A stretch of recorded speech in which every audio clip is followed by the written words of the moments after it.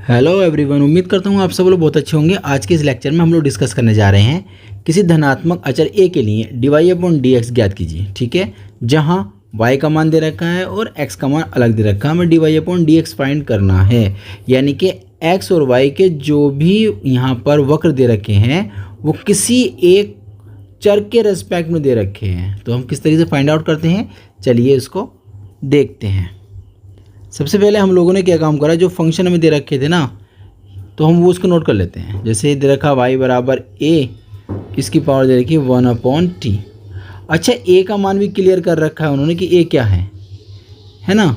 और ये x बराबर दे रखा है t प्लस 1/t की पावर a को बताया गया है a कोई आपका कांस्टेंट है, कैसा धनात्मक अचर है। जैसे a का मान लेते हैं हम दिमाग के अंदर कि 2 है। बात समझ में आ रही है आपको। तो हमें ना अब डिफरेंशिएट करना है किसके साथ, सिर्फ t के साथ करना पड़ेगा। ठीक है, फिर तो लिख देते हैं differential with respect to t, यानी कि t के सापेक्ष अवकलन करने पर। तो यहाँ किसी एक का स्टार्ट कर देते हैं। पहले चलो हम y का कर लेते हैं, dy upon dt, d upon dt a t plus 1/t।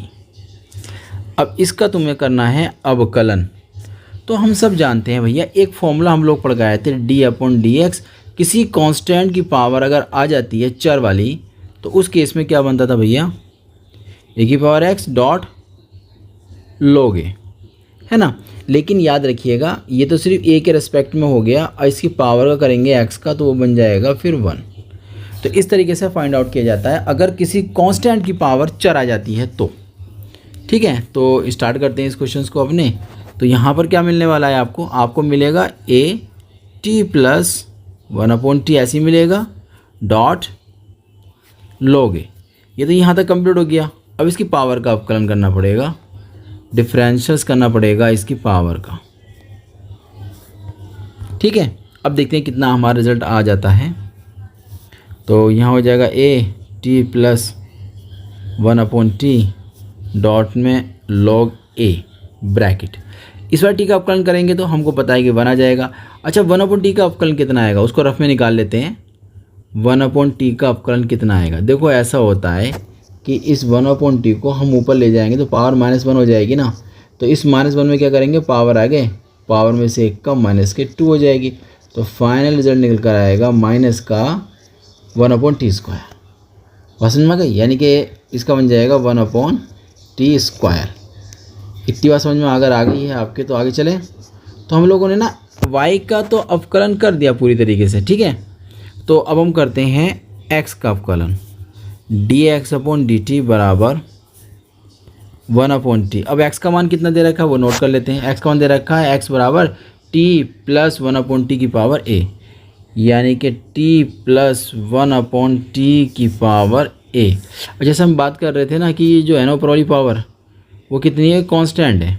ये 2 भी हो सकती है, 3 भी हो सकती है, 4 भी हो सकती है। तो किसी की पावर अगर चर की पावर होती है तो कैसे करते हैं उसको, पावर तो आगे ले लेते हैं ना और पावर में से कर देते हैं 1 कम। याद आ रहा है कुछ, तो वही प्रॉपर्टी हम यूज़ कर लेंगे। तो पावर आगे आ जाएगी, पावर में से करेंगे हम लोग 1 कम, बचेगा आपके पास a-1। इतनी बात क्लियर हो गई है। अब डिफरेंशिएट किसका करना पड़ेगा, पावर के साथ तो हमने कर दिया, अब अंदर का आधार का जो है अवकलन करना पड़ता है। तो ये प्रॉपर्टी हम लोगों ने स्टार्टिंग जब हमने किया था अपना अवकलन तभी पढ़ ली थी। चलिए, यहाँ तक कोई दिक्कत। अब इस t का अवकलन हम जानते हैं, 1/t का अभी भी निकाला था माइनस के 1/t स्क्वायर। चलिए, इतना तो हमारा हो गया है। इसके बाद 9, अब हमें dy अपॉन dx निकालना है ना। dy अपॉन dx में क्या होता है, जो y वाला रिजल्ट है वो ऊपर लिख देते हैं dy अपॉन dt, और जो x का रिजल्ट है वो नीचे लिख देंगे dx अपॉन dt।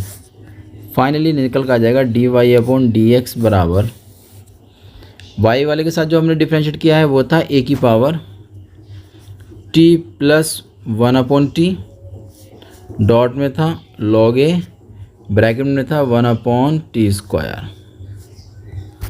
यही था ना रिजल्ट, देख लेते हैं एक बार। 1 2 3 तीनों पत्ते, तीनों ठीक है, याद हो गए। अब नीचे किसका लिखना है भैया, हमें x वाले का लिखना है। तो x का अवकलन तो हमने ये करा है, a आ जाएगा t प्लस 1/t की पावर हो जाएगा a-1 डॉट 1 माइनस 1/t² हो जाएगा। अब ये जो रिजल्ट है यहाँ से कट जाएगा ना इससे, है ना। अब कितना बचेगा ये तुम्हें देखना होगा थोड़ा सारा बस। ये dy/dx बराबर आपके सामने आ गया a⁻t + 1/t।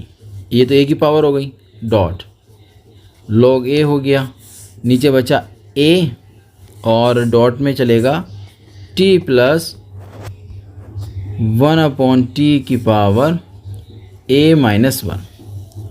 यहाँ ना थोड़ा सा अगर चाहो तो कैलकुलेशंस करना और भी आगे कर सकते हो, नहीं तो अगर यहीं पे छोड़ना चाहते हो तो यहाँ पर भी छोड़ सकते हो, क्योंकि यहाँ a⁻1 है ना, इसको आप ऊपर ले जा सकते हो। बात समझ में आ रही है आपकी? यानी अगर यहाँ तक छोड़ना चाहो तो ठीक है, ये भी ठीक है, लेकिन थोड़ा सा आगे अगर करना है आपको तो a जो है ना नीचे है 1, ऊपर जाने के बाद कितनी हो जाएगी, -1 हो जाएगी ना। तो a⁻t थी + 1/t थी, एक नई और आ गई -1, है ना, जो नीचे से आई है। ये वाली पावर ऊपर चली जाएगी ना, बचेगा आपके पास log a और नीचे आ जाएगा आपके पास t + 1/t⁻a - 1। तो उम्मीद करता हूँ ये क्वेश्चन आपकी समझ में आ गया होगा। हम लोग मिलते हैं कि नए क्वेश्चन के साथ।